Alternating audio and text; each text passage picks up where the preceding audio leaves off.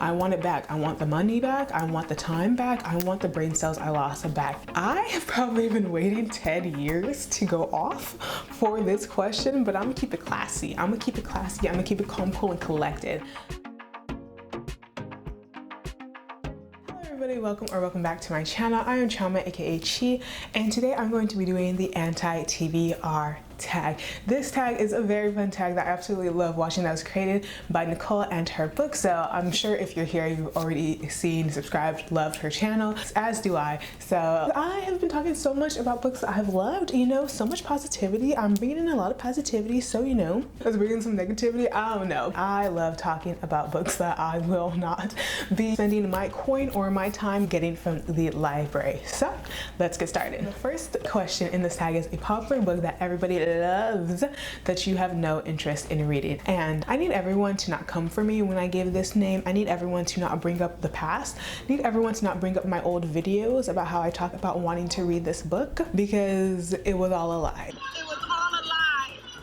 Guys, it was all a lie. She lied. I'm sorry, but it was all a lie. And that book is The Invisible Life of Addie LaRue. Okay, listen, there's a conspiracy out, and I'm gonna tell you what my conspiracy is. I have a theory that everyone loves V.E. Schwab as a writer more than they love this book, because all of the reviews for this book make it sound so boring. How does your review for a book that you gave 5 stars for, 5 stars, make the book sound bad, make the book sound worse than the synopsis? This book sounded intriguing. The synopsis of this, I'm sure everybody has heard about it. A French girl makes a deal with a devilish character, and then no one for immortal life or something, and then no one can remember her. Then a bookstore owner boy finally remembers her, and then something happens, who knows what. So that seems like a very adequate, very average, very 3-star synopsis of a book, right? Right. All of the reviews. This book was pretty slow for the first 500 pages, but then when I got to the second to last page, something crazy happened and I gave it 5 stars. It sounds like you read a bad book. It sounds like you absolutely hated this book. There's no way I'm reading a book that is 90% slow, and then in the last 15 pages things pick up and I give it 5 stars? 5 stars? It's unrealistic. That was a long answer to number 1, but the number 1 is I will not be reading The Invisible Life of Addie LaRue. I will not. And the second question is a classic book or author that you have no interest in reading. I want to name all of them, but I have no interest in reading Pride and Prejudice. I have no interest in reading Jane Eyre. I don't know if it's Jane Eyre or Jane Eyre. No interest in reading any of those, but those are the 2 main. There's nothing about those that catches my eye, catches my interest, makes me want to read them at all. They don't seem interesting. They don't seem like something I would ever want to read outside of a classroom, and I never even read books in a classroom, so you won't find me reading those 2 books, classics now. Next is a problematic author you have no interest in reading. I'm gonna try to not repeat my answers for my unpopular opinions book tag, even though Stephen King and J.K. whatever are top of that list. I think newly on this list is probably Chimamanda Ngozi Adichie. Again, a person who I've read 2 of her previous works, and then Chimamanda just started talking out of her behind this year, or was it last year? I don't know, but I was really new to the discourse. Me and my friends were actually talking about it recently, and apparently she's pretty transphobic. She's low-key homophobic. She is just shown herself to have a very hetero idea of feminism, which is really weird. I say weird and not like, obviously it's problematic, but it's weird just because someone who upholds themselves to be such an icon in the feminist movement, especially for African feminists, especially for Black feminists, especially for Black women, I just find it so weird that she would just have such backwards views. And it's just honestly disappointing where someone who you thought was kind of like a beacon for your people, a beacon for kind of like African women, turned out to be a turd. So that really sucks, but I will not be reading any more of her works, just because like you can't have feminism that excludes certain women. You can't have feminism that excludes trans women, that excludes lesbian women, that excludes bisexual women, that excludes all queer women.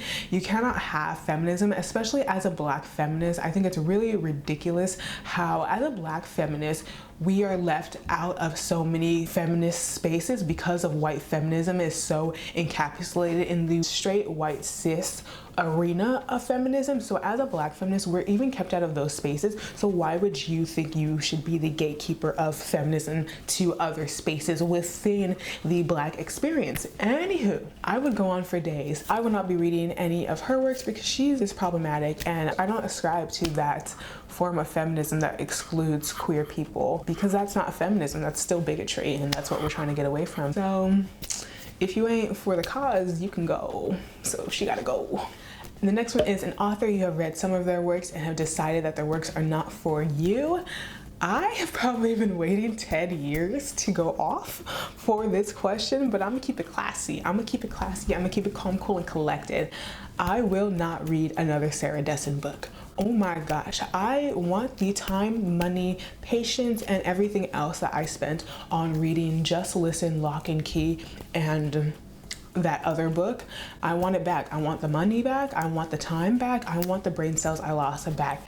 Because oh my gosh, honestly, I feel like if I read less Sarah Dessen, then I will not abhor contemporary books as much as I did. Because Sarah Dessen's books are so boring.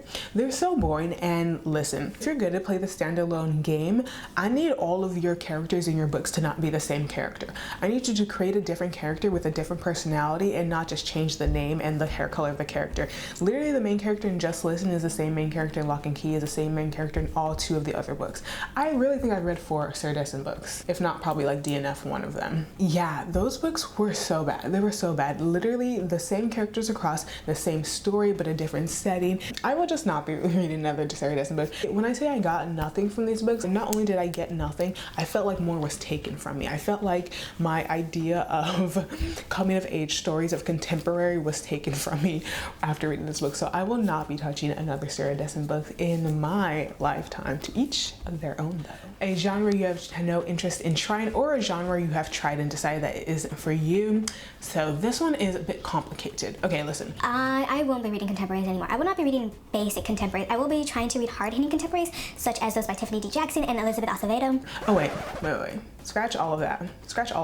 Historical. I don't read any. I don't like historical books because I don't like the way people of color, Black people, are portrayed in historical books. I don't want to read a book about a Black person being the help, about a Black person in a plantation, about a Black person who was tortured. I don't want to read it. I am over it. The next one is a book you have bought but don't ever plan on reading, and for me that is The Host by Stephanie Meyer. I know if you watched my unhaul video, you know I unhauled it, but I've recently been thinking, I was just like, I did like the Twilight series. No, I'm not gonna read Midnight Sun, and no, I'll probably not reread Twilight again, but I did enjoy it at the time. And if The Host is Stephanie Meyer's like kind of gateway into adult and into kind of sci-fi, I kind of want to give it a chance. So this was all going in my head, but I don't think I will.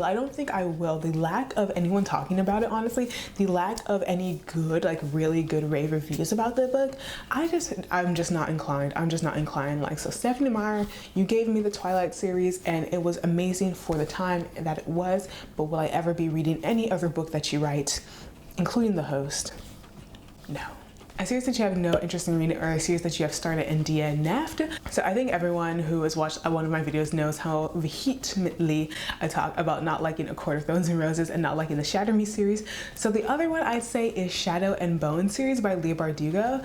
I have no interest in reading that series at all. Even now that it's going to become a Netflix phenomenon. I don't have Netflix, so that's not even anything that affects my personal life. But I just don't see anything about it that I would want to read, that I feel inclined to read. It seems like it's not gonna give me anything, and I honestly feel like because Netflix picked it up is making me want to read it less, because I don't think Netflix has the best choices in like what should and shouldn't be put on television or like streaming or whatever. So I don't think Netflix is the best judge of character, so I have no interest in ever reading the Shadow and Bone series. I do want to give Leigh Bardugo a chance. I do have Six of Crows. Maybe I'll read Ninth House. Maybe. I don't know. We don't know yet. But I will not be reading the Shadow and Bone trilogy. and a new release that you have no interest in reading, and that for me is To Sleep in a Sea of Stars by Christopher Paolini. Yeah, I think is his name. Off top, this book is thick, and if I'm gonna read a thick book, I'm gonna need it to give me everything I want. And yes, it's sci-fi, but it seems like, I don't know, it doesn't seem like my brand of sci-fi, and I hate to be a sci-fi snob, but so Sage over at Sage Reads, they just did the nicest video, and they gave me a shout out, and it was just the nicest shout out ever. I've been watching Sage Reads since I first started on booktube.